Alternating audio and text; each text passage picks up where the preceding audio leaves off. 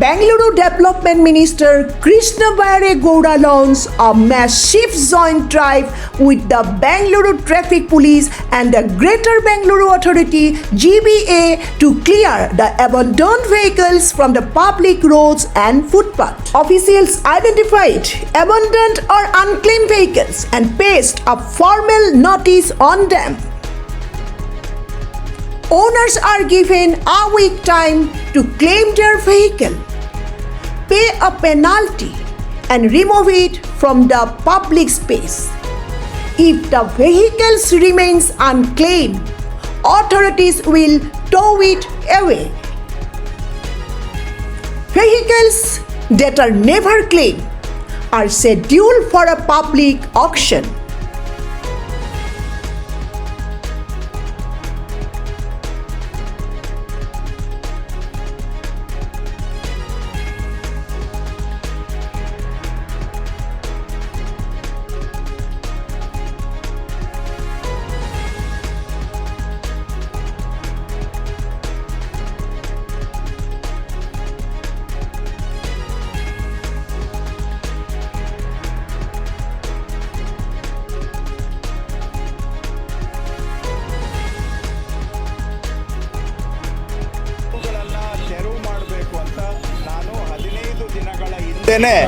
ಜನಗಳಿಗೆ ಮನವಿ ಮಾಡಿದ್ದೆ ಮತ್ತು ಎಚ್ಚರಿಕೆಯನ್ನು ಕೂಡ ಕೊಟ್ಟಿದ್ವಿ.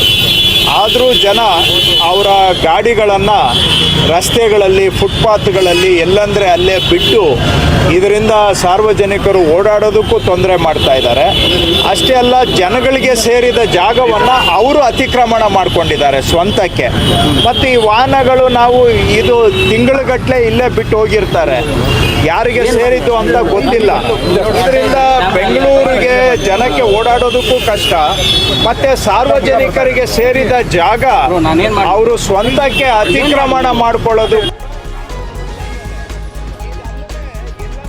The difficulties for the pedestrian, for those abandoned unclaimed vehicles which has been parked around the city, which has given lots of difficulties for the pedestrian to walk on footpath or walk on the street where there would be a space which has occupied by those abandoned vehicles owner. Across Bangalore city, scores of vehicles have been abandoned on footpaths, on roads, and they have been left for months and years, where it is an eyesore to look at. Then there is garbage within that, and the safety of the pedestrians who need to use the footpaths, who need to use the roads is affected, and it is some kind of accident prone environment we create. That's why the government today, under the minister Mr. Krishna Bairegowda, they have created a campaign where all the abandoned vehicles will be identified. Today we are sticking the sticker on that and clamping the vehicles, asking the owners to come and claim that within a week.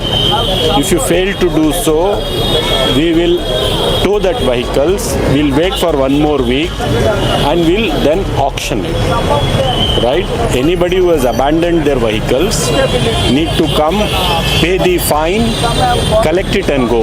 They cannot permanently, this is not, footpath is not somebody's private property, main roads are not anybody's private property, these are public property. It belongs to everyone. Nobody can use this as their own and abandon their vehicles.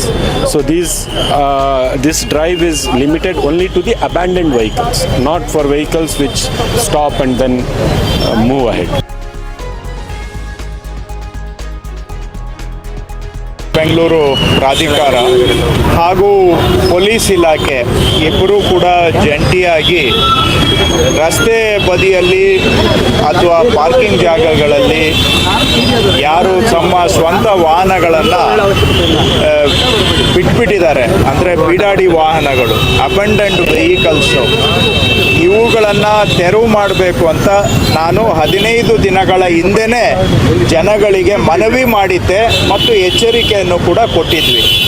ಆದರೂ ಜನ ಅವರ ಗಾಡಿಗಳನ್ನು ರಸ್ತೆಗಳಲ್ಲಿ, ಫುಟ್ಪಾತ್ಗಳಲ್ಲಿ ಎಲ್ಲಂದರೆ ಅಲ್ಲೇ ಬಿಟ್ಟು ಇದರಿಂದ ಸಾರ್ವಜನಿಕರು ಓಡಾಡೋದಕ್ಕೂ ತೊಂದರೆ ಮಾಡ್ತಾ ಇದ್ದಾರೆ.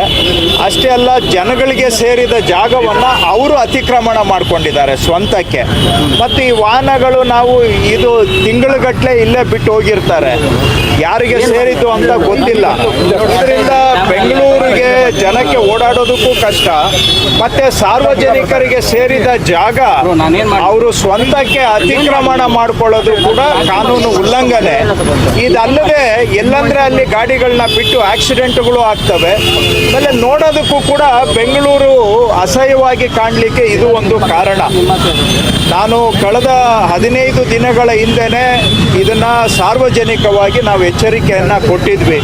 ಈ ಬೀಡಾಡಿ ಗಾಡಿಗಳನ್ನು ನಾವು ನಿರ್ಮೂಲನೆ ಮಾಡೋ ಕಾರ್ಯಾಚರಣೆ ಮಾಡ್ತೇವೆ ಅಂತ. ಆದರೂ ಕೂಡ ಜನ ಏನು ಅದಕ್ಕೆ ಕ್ಯಾರೆ ಇಲ್ಲ ಅನ್ನೋ ರೀತಿಯಲ್ಲಿ ಗಾಡಿಗಳನ್ನ ಅಲ್ಲೇ ಬಿಟ್ಟಿದ್ದಾರೆ. ಪೊಲೀಸ್ ಇಲಾಖೆಯವರು ಈ ರೀತಿಯಾಗಿ ಸುಮಾರು 1581 ವೆಹಿಕಲ್ಸು ರಸ್ತೆ ಬದಿಯಲ್ಲಿ ಈ ರೀತಿ ಬಿಟ್ಟಿರುವಂಥದ್ದನ್ನು ಅವರು ಈಗಾಗಲೇ ಗುರುತಿಸಿದ್ದಾರೆ. ಅದು ಸಂಪೂರ್ಣ ಪಟ್ಟಿ ಅಂತ ನಾನು ಹೇಳಲಿಕ್ಕೆ ಹೋಗೋದಲ್ಲ, ಬಹುಶಃ ಅದರ ಸಂಖ್ಯೆ ಇನ್ನೂ ಹೆಚ್ಚಿಗೆ ಇದೆ. ಅಂತ ಗುರುತಿಸಿರುವಂಥ ವೆಹಿಕಲ್ಸನ್ನ ಈಗ ಇವತ್ತಿಂದ ನಾವು ಅದಕ್ಕೆ 1 ವಾರದ ನೋಟಿಸನ್ನು ಅಂಟಿಸ್ತಾ ಇದ್ದೇವೆ. 1 ವಾರದ ನೋಟಿಸ್ ಅಂಟಿಸ್ತಾ ಇದ್ದೇವೆ. ಜಂಟಿ ಕಾರ್ಯಾಚರಣೆ GBA, ಕಾರ್ಪೊರೇಷನ್ಸು ಹಾಗೂ ಪೊಲೀಸ್ ಇಲಾಖೆ ಈ ನೋಟಿಸನ್ನು ಅಂಟಿಸಿ 1 ವಾರ ಅವರಿಗೆ ಸಮಯಾವಕಾಶ ಇರುತ್ತೆ. ಬಂದು ಬಹುಶಃ ನಾವೊಂದು 500,000 ರೂಪಾಯಿ ಅಷ್ಟೇ ಅದಕ್ಕೆ ಸದ್ಯಕ್ಕೆ ಪೆನಲ್ಟಿ ಇದೆ ಕಾನೂನಲ್ಲಿ. ಅಷ್ಟು ಪೆನಲ್ಟಿ ಕಟ್ಟಿಬಿಟ್ಟು ಅವರು ಬೇಕಾದರೆ ಆ ಗಾಡಿಯನ್ನು ಎತ್ಕೊಂಡು ಹೋಗ್ಬೋದು 1 ವಾರದವರೆಗೆ. 1 ವಾರದಲ್ಲಿ ಅವರು ಗಾಡಿ ತಗೊಳ್ಳಿಲ್ಲ ಅಂತ ಹೇಳಿದ್ರೆ ನಾವು ಅದನ್ನು ಇಲ್ಲಿಂದ ಟೋಯಿಂಗ್ ಮಾಡಬೇಕಾಗತ್ತೆ. ಟೋಯಿಂಗ್ ಮಾಡಿದ ಮೇಲೆ ಅದಾದ ನಂತರನೂ ಕೂಡ ಅವ್ರಿಗೆ ಸಮಯ ಇರುತ್ತೆ, ಬಂದು ಅವರು ಟೋಯಿಂಗ್ ಚಾರ್ಜಸ್ಸು ಪೆನಲ್ಟಿ ಕಟ್ಬಿಟ್ಟು ಗಾಡಿಯನ್ನು ತಗೊಳ್ಬೋದು. ಇಲ್ಲ ಅಂತೇಳಿದ್ರೆ ಟೋಯಿಂಗ್ ಮಾಡಿದ ಮೇಲೆ ನಾವು ಅದನ್ನು ಪೇಪರಲ್ಲಿ ಒಂದು ನೋಟಿಸ್ ಕೊಟ್ಟು 15 ದಿನ ಕಾದು ಆನಂತರ ಅವುಗಳನ್ನು ಆಕ್ಷನ್ ಮಾಡ್ತೇವೆ. ಅದನ್ನೇ ಆಕ್ಷನಲ್ಲಿ ಯಾರು ಬೇಕೋ ಪಾರ್ಟಿಸಿಪೇಟ್ ಮಾಡಿ ಅದನ್ನು ಆಕ್ಷನಲ್ಲಿ ಕೊಂಡ್ಕೊಳ್ಬೋದು. ಈ ರೀತಿಯಾದಂಥ ಒಂದು ಕಾರ್ಯಾಚರಣೆಯಿಂದ ಇವತ್ತು ಆರಂಭ ಮಾಡಿದ್ದೇವೆ. ಇವತ್ತು ನೋಟಿಸನ್ನು ಅಂಟಿಸಿ ಆ ವೀಲ್ಗೆ ನಾವು ಲಾಕನ್ನು ಹಾಕಿದ್ದೇವೆ. ಅವರು ಗಾಡಿಯನ್ನು ತೆರವು ಮಾಡಲಿಕ್ಕೆ ಆಗೋದಿಲ್ಲ ಅಂತ ನಾನು ಪೊಲೀಸ್ ಇಲಾಖೆಯವರಿಗೆ ಹೇಳಿದ್ದೇನೆ.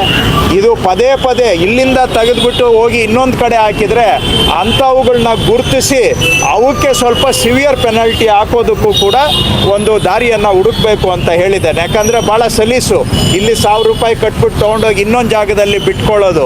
ಸೊ ಯಾರು ರಿಪೀಟೆಡ್ ಅಫೆಂಡರ್ಸ್ ಇರ್ತಾರೆ ಅವರಿಗೆ ಸಿವಿಯರ್ ಪೆನಲ್ಟಿಯನ್ನು ಮಾಡಬೇಕು ಅನ್ನುವಂಥದ್ದು ಹೇಳಿದ್ದೇನೆ. ನಾನು ನಮ್ಮ ಹತ್ರ 1581 ಗಾಡಿಗಳ ಪಟ್ಟಿ ಇದೆ, ಬಟ್ ಇದೇ ಸಂಪೂರ್ಣ ಪಟ್ಟಿ ಅಂತ ನಾನು ಹೇಳ್ತಾ ಇಲ್ಲ. ಟ್ರಾಫಿಕ್ ಪೊಲೀಸ್ದು ಅಸ್ತ್ರಮ್ ಅಂತ ಒಂದು ಆ್ಯಪ್ ಇದೆ. ಆ ಅಸ್ತ್ರಮ್ ಆ್ಯಪ್ನಲ್ಲಿ ಸಾರ್ವಜನಿಕರು ಕೂಡ ಇಂತಹ ಬೀಡಾಡಿ ವಾಹನಗಳನ್ನು ಟ್ರಾಫಿಕ್ ಪೊಲೀಸ್ಗೆ ರಿಪೋರ್ಟ್ ಮಾಡಬಹುದು. ಅಸ್ತ್ರಮ್ ಆ್ಯಪ್ ಮುಖಾಂತರ ನಿಮಗೆ ಬೀಡಾಡಿ ಗಾಡಿ ಯಾವುದಾದ್ರೂ ಇದ್ದರೆ ಅದನ್ನು ನೀವು ಸರ್ಕಾರದ ಗಮನಕ್ಕೆ ಟ್ರಾಫಿಕ್ ಪೊಲೀಸ್ನ ಅಸ್ತ್ರಮ್ ಆ್ಯಪ್ ಮುಖಾಂತರ ತಗೊಂಡು ಬಂದರೆ ಅಲ್ಲೂ ಕೂಡ ನಾವು ಇದೇ ಕಾರ್ಯಾಚರಣೆಯನ್ನು ಮಾಡ್ತೇವೆ. ಅವ್ರಿಗೆ ನೋಟಿಸ್ ಅಂಟಿಸ್ತೇವೆ, ಆ ಗಾಡಿಗೆ 1 ವಾರ ಕಾದು ನೋಡ್ತೇವೆ. ಅವ್ರು 1 ವಾರದಲ್ಲಿ ರೀಕ್ಲೈಮ್ ಮಾಡಲಿಲ್ಲ ಅಂತ ಹೇಳಿದ್ರೆ ಅವನ್ನೂ ಕೂಡ ನಾವು ಟೋವಿಂಗ್ ಮಾಡ್ತೇವೆ. ಒಟ್ಟಾರೆ ಬ್ಯಾಂಗ್ಳೂರಲ್ಲಿ ಸುಧಾರಣೆ ಆಗಬೇಕು. ರಸ್ತೆ ಬದಿಗಳಲ್ಲಿ ಎಲ್ಲಂದರೆ ಅಲ್ಲಿ ಈ ಥರ ಗಾಡಿಗಳನ್ನು ಬಿಟ್ಬಿಟ್ಟು ಸಾರ್ವಜನಿಕ ಜಾಗ ಅತಿಕ್ರಮಣ ಮಾಡೋದಕ್ಕೆ ಕಡಿವಾಣ ಹಾಕಬೇಕು. ಪಾದಾಚಾರಿಗಳಿಗೆ ಆಗ್ತಕ್ಕಂಥ ಅಡಚಣೆಯನ್ನು ಕಡಿಮೆ ಮಾಡಬೇಕು. ಜನ ನೆಮ್ಮದಿಯಾಗಿ ಬದುಕೋದಕ್ಕೆ ಅನುಕೂಲ ಆಗಬೇಕು. ಮತ್ತು ಈ ಬೀಡಾಡಿ ಗಾಡಿಗಳು ಎಲ್ಲಂದರೆ ಅಲ್ಲಿ ಒಳ್ಳೆ ಗುಜರಿ ಥರ, ಕಸದ ಥರ ಬೆಂಗಳೂರಿನ ಒಂದು ವಾತಾವರಣವನ್ನು, ಆರೋಗ್ಯವನ್ನು ಕೆಡಿಸುವಂಥದಕ್ಕೆ ಕಡಿವಾಣ ಹಾಕಬೇಕು ಅನ್ನೋ ದೃಷ್ಟಿಯಿಂದ ಈ ಕಾರ್ಯಾಚರಣೆಯನ್ನು ನಾವು ಆರಂಭ ಮಾಡಿದ್ದೇವೆ. ಸಾರ್ವಜನಿಕರು ಕೂಡ ನಮಗೆ ಗಮನಕ್ಕೆ ಇಲ್ಲದೆ ಇರುವಂಥ ಗಾಡಿಗಳನ್ನು ಅಸ್ತ್ರಮ್ ಆ್ಯಪ್ ಮುಖಾಂತರ ನಮಗೆ ಗಮನಕ್ಕೆ ತಗೊಂಡು ಬರಬೇಕು ಅಂತ ಮನವಿ ಮಾಡ್ತೇನೆ. ಮುಂದೆ ಸಾರ್ವಜನಿಕರಲ್ಲಿ ಮನವಿ ಮಾಡ್ತೇನೆ, ದಯವಿಟ್ಟು ಈ ಥರ ಗಾಡಿಗಳನ್ನು ಎಲ್ಲಂದರೆ ಅಲ್ಲಿ ರೋಡಲ್ಲಿ, ಫುಟ್ಪಾತಲ್ಲಿ ಬಿಡೋದು ದಯವಿಟ್ಟು ನೀವು ನಿಲ್ಲಿಸಬೇಕು. ಇದು ಹೇಗೇನು ಒಂದು ಕಠಿಣ ತೀರ್ಮಾನ. ಇದು ಯಾರು ಅಲ್ಲಿ ಬಿಟ್ಟಿದ್ದಾರೆ ಅವ್ರಿಗೆ ಬಹುಶಃ ಸಿಟ್ಟು ಬರ್ಬೋದು. ಆದರೆ ನೀವು ಮನೆಯಲ್ಲಿ ಇಟ್ಕೊಳ್ಳಿ ನಿಮ್ಮ ಗಾಡಿಯನ್ನು, ಅಥವಾ ಎಲ್ಲಾದರೂ ಸ್ವಂತ ಜಾಗದಲ್ಲಿ ಇಟ್ಕೊಳ್ಳಿ. ಅದನ್ನು ಬಿಟ್ಬಿಟ್ಟು ರೋಡ್ ಸಿಕ್ಕಿದೆ ಅಂತೇಳಿ ಎಲ್ಲಂದರೆ ಅಲ್ಲಿ ನೀವು ಗಾಡಿ ಬಿಸಾಕೋದಕ್ಕೆ, ರೋಡು ಏನು ಒಂಥರ ಗುಜರಿ ಜಾಗ ಅಲ್ಲ, ರೋಡು ಸಾರ್ವಜನಿಕರಿಗೆ ಸೇರಿದ್ದು, ಸಾರ್ವಜನಿಕರ ಸ್ವತ್ತು. ಅದನ್ನು ನಾವೆಲ್ಲರೂ ಕೂಡ ಗೌರವಿಸಬೇಕು ಅಂತ ನಾನು ಮನವಿ ಮಾಡ್ತೇನೆ. Across Bangalore city, scores of vehicles have been abandoned on footpaths, on roads, and they have been left for months and years, where it is an eyesore to look at. Then there is garbage within that, and the safety of the pedestrians who need to use the footpaths, who need to use the roads, is affected, and it is some kind of accident prone environment we create. That's why the government today, under the minister Mr. Krishna Bairagowda, they have created a campaign where all the abandoned vehicles will be identified. Today we are sticking the sticker on that and clamping the vehicles, asking the owners to come and claim that within a week. If you fail to do so, we will tow that vehicles, we'll wait for one more week, and we'll then auction it. Right? Anybody who has abandoned their vehicles need to come, pay the fine, collect it and go. They cannot permanently, this is not, footpath is not somebody's private property. Main roads are not anybody's private property.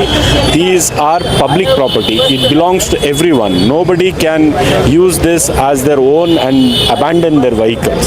So this drive is limited only to the abandoned vehicles, not for vehicles which stop and then move ahead.